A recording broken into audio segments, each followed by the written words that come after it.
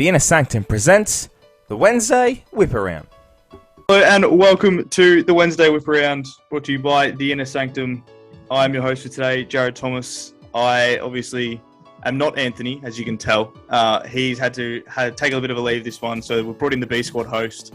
We're going to give it a go, a bit of a baptism of fire for me. But I'm joined today by some incredible guests, including one that has been on the Wednesday Whip Around before. It is Maddie Irwine. Thanks for having me, Jarryd. It's very good to have you back on, and you're going to hopefully just make it easy for me in this job. And with me is another first-timer on the Wednesday Whip Around. We've gotten very used to each other on the Kick Mix podcast for the Inner Sanctum, and it is Josh Wardy Ward. G'day, Jarryd. Always great to chat with a fellow Kick to Vix pod member. And yeah, it's been a massive week in the sporting world. It's been a massive week and a massive week coming up as well. I'm very excited to get into it. I don't know if you can all see as we've cut to everyone, but we're currently repping our teams as we're coming into round one, which we'll definitely get into later on. But to start with today anyway, we're going to get going on some things that have happened, including this morning where we saw the Aussie, the one himself, Cam Smith, win the Players' Championship for golf. That pay packet, Wardy, was $3.6 million this morning that Cam Smith won. That is astonishing. How did you feel about that? It's not a bad paycheck for Mr. Smith. It's unbelievable what he's been able to do these last couple of years, and this win, it's definitely his greatest win. I believe that's his 7th professional win as well. Obviously, his first player championship too. It was a bit nervous towards the end there. That he was challenged, but he did manage to hold on. Did Cam Smith, and yeah, what a moment for him! Massive paycheck, and he's going to start to get recognised a lot more as well because of this victory. And yeah, hopefully this is the precursor to a massive year for him. Yeah, definitely. This title is confirmed as, or it's kind of referred to as the 5th major for the golf of the PGA Tour, and it's something that you woke up this morning seeing that news, and then I watched the highlights. Obviously, I wasn't up for it, but I watched the highlights, and that was a very tight finish, as you saw as well. Yeah, it was. He did have a moment where I think he hit the golf ball as well. Got into a bit of trouble with the golf ball, but yeah, it was a very tough finish. It was as I said, very close, and yeah, he deserves this, and hopefully, like I said, it's the precursor to many great things, and I'm sure it will be, because he's already one of the greatest one of Australia's best golfers around, and yeah, it's just. I'm sure he and his family are very proud. This is also proud for his family too, because they were there too. It was the first time his family he had seen his family, or his family had been at one of his golfing events in 2 years. So yeah, this is a particularly proud one because of how the magnitude, and because of the fact he got to celebrate it with his family.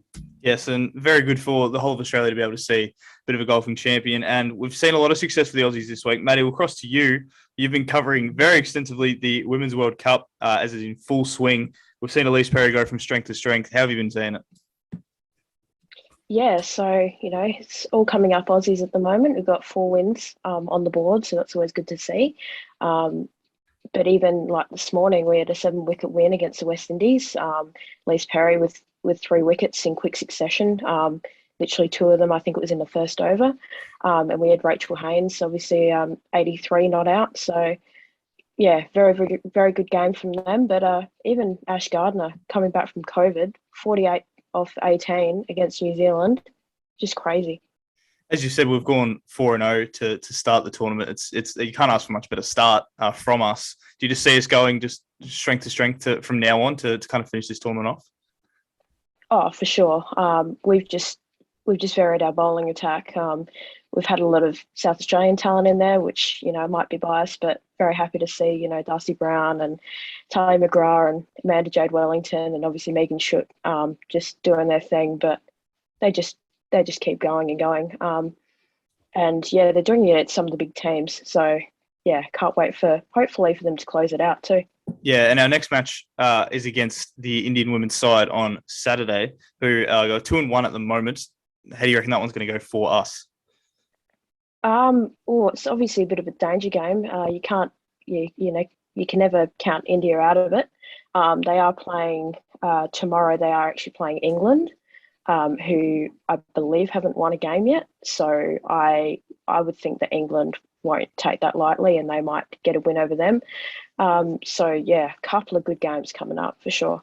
Yes, so if you want to see more on the Cricket Women's World Cup, Maddie has got articles all covering everything that we've got to go just through to the inner sanctum. Don't worry about that. That will be coming thick and fast. And on the men's side of it, we've currently got some tests in Pakistan. Obviously, the first test ended up being, I'm not going to say boring. It was interesting. But this test is in a very much more interesting time.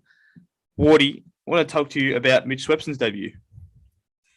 Yeah, a terrific moment for Mitchy Swepson. He'd been in and around the Australian side for a long time, pretty much the protege to Nathan Lyon, who's been holding down that spinner spot for such a long time. But yeah, after what I would call the disaster of Rawalpindi, he managed to.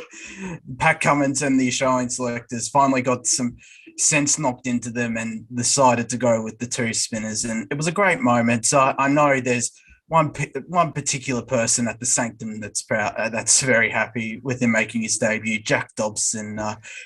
And it's a well-deserved debut. He's done pretty well too. Picked up 2 wickets in his first innings, and he got a spectacular run out for the first wicket as well. I'm not sure if I'm pretty sure it'll be shown all across the globe. Just out fine leg on the run and just hits the stumps. He had a couple of stumps to aim at, but it was still a spectacular effort. And yeah, he's done pretty well so far, has Mitch Swepson. And yeah, I'm hoping this is the precursor to great things, because he is the next best leg spinner in Australian cricket, and hopefully he can continue to grow the legacy of to keep the legacy of Shane Warne a strong legacy. And yeah, he's doing Australia and Queensland proud so far this test.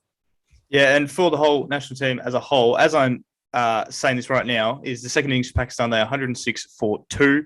Maddie, at the start of this one, you would have thought we could go out for another draw. You know, we made 556 in our first innings. Now that we've kind of put the pressure on them a bit, what are your predictions for the rest of this test? It's sort of hard to predict that we're going to let it, play out as a draw or otherwise, unfortunately, at the moment. We've sort of got the test in our hands, and it's ours to let it slip. But that seems pretty, I'm not going to say impossible, but it's fairly unlikely. It's just really good, obviously, seeing Swepson debut. As Wardy said with Shane Warne, it was really sad that he didn't get to actually see him make his debut.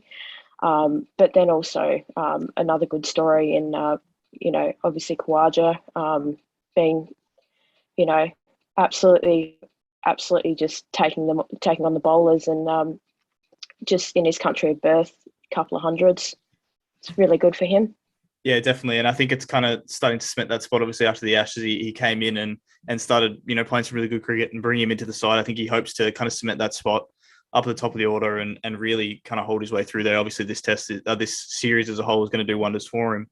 And yeah, like we were talking about with Shane Warne, I think the players will be playing with him in their hearts. He's one of the best Australian cricketers of all time, as we know, and he's one of the most iconic Australian cricketers of all time. So they'll definitely have him throughout the whole thing. Mitch Swepson will be thinking about him every single time he rolls one down. So it's going to be really interesting for the rest of the series. Now on to the future for this next week, and something that obviously we're all very excited for based on our current clothing choices that we've gathered. It is the first round of the AFL men's season. The AFLW season is starting to wrap up, coming into finals, which is also very exciting, which will definitely be covered in some future Wednesday whip rounds. But for the AFL men's, Joshy, I want to go to you here. Your Blues, Carlton versus Richmond, the classic one, not the opener now. How do you feel about that one anyway? I'm a bit torn actually about this one. I love the fact that the Melbourne Bulldogs grand final rematch is kicking it off, but I feel like they could have done it. They could have done what they'd done a couple of years ago, where they played on a Friday night. Give it a week later, which isn't the greatest idea, mind you. But and yeah, then like Richmond and Carlton and Richmond play. But yeah, I would have loved to have seen Carlton and Richmond play, but I'm just as glad that it's starting on a Wednesday night out in the beautiful city and the Coliseum of footy that is the MCG, and I'm super excited for this match. I'm gonna be on cloud nine when Carlton and Richmond play. Going to be down at the G. This game is the first time in a very long time that I've gone into a Carlton Richmond game with optimism that we might actually win. It has been that long and painful going for Carlton I hope we can get the win, but yeah, it's exciting times, and I'm glad we're going to be kicking it off at the G and in the grand final rematch. Yeah, and I think it's very exciting as well that at least in all the Victorian stadiums I know, and I believe the South Australian stadiums, that the crowds will be up in 100% attendance. So there is going to be some loud games this weekend. 4 games of the G just this weekend alone. Woody, I'll just go back to you for a second. What games are you most excited to see outside of the Blues and the Tigs? There's a couple of really good games. I love the Melbourne Bulldogs game. The next best one, it's Geelong and Essendon actually out at the G. The Cats, they're still a pretty good side, but I think they're starting to get past their peak because, yeah, some of these players, they're getting a lot older now. They might be past their prime, but and Essendon, yeah, they're on the up. They're coming off that great season and brought in a couple of really good players, and it's going to be an exciting match. I'm excited about GWS Sydney too. I think the Swans will be out for blood against the Giants after what happened in the elimination final last year, and I think Buddy will be determined as well to get to that 1,000 goal mark at the biggest stadium in Sydney, and yeah, it's that's going to be exciting. Brisbane Port Adelaide too. That's a really good contest. There's some really good contests this weekend, but yeah, those 3 Saturday matches plus the grand final rematch, they're definitely piquing my interest this first round. Now, Matty, you're rolling with the Crows, Guernsey. Are you quietly confident for the game against Freo, or are you a bit worried about the expectations on the Dockers? Yeah, not overly confident. I'm just happy, opening round, see what they've got, see the new recruits, all that kind of thing. Learning to think that way as a team that is, down the bottom nowadays. But definitely excited for it still. Yeah, and as Woody was saying, there's some absolute crackers this round. Are there any games that you're definitely going to be keeping a close eye on over some others? Woody had it covered basically. I was thinking the all-day Saturday, the 3 games. So the Cats, Essendon, the Derby and the Brisbane Port game. Looking forward to them, and then obviously looking forward to the grand final rematch. But a lot of the round is going to be good. It'll probably, shape the season going forward, and we'll have a few surprise packets, I reckon, too. Yeah, definitely. My Saints, as you can see, are playing the Pies on Friday night. If we lose to Collingwood, I will throw myself out a window. It's gonna tear me apart if we lose. So hopefully we can continue. I'm very excited for all those games, as we said. I'm also excited for a kind of a different reason for the Hawks North game. It's kind of like a battle of two that have been tipped to go on the bottom of the ladder, but whoever wins that will get their season off to a good start. I'm tipping North myself for that one. But it's going to be a really interesting first round. I think every single matchup can pretty much go either way. There's a lot of games where it's going to be really, really tight. I think we're in for an absolute cracker round of footy, and definitely some results that are going to be talked about on next week's Wednesday Rip Around with Anthony once again. And that should just about do us for this one as well. Obviously, I have been Jarryd Thomas, not Anthony, but thank you very much for joining me today. Matty, it was a pleasure to have you on with the Crows on your back. Thanks, Jarryd. Thanks for having me. Yeah, and Woody, it was great to have you on for your first session as well. Going to be unreal, and I hope to see you very soon. I hope to see you very soon too, Jarryd. And up the Blue Boys. Hopefully we can get that elusive first win. Thank you very much for watching. Keep your eyes peeled on the Sanctum YouTube channel and the website for everything to come, and we'll see you very soon. Thank you.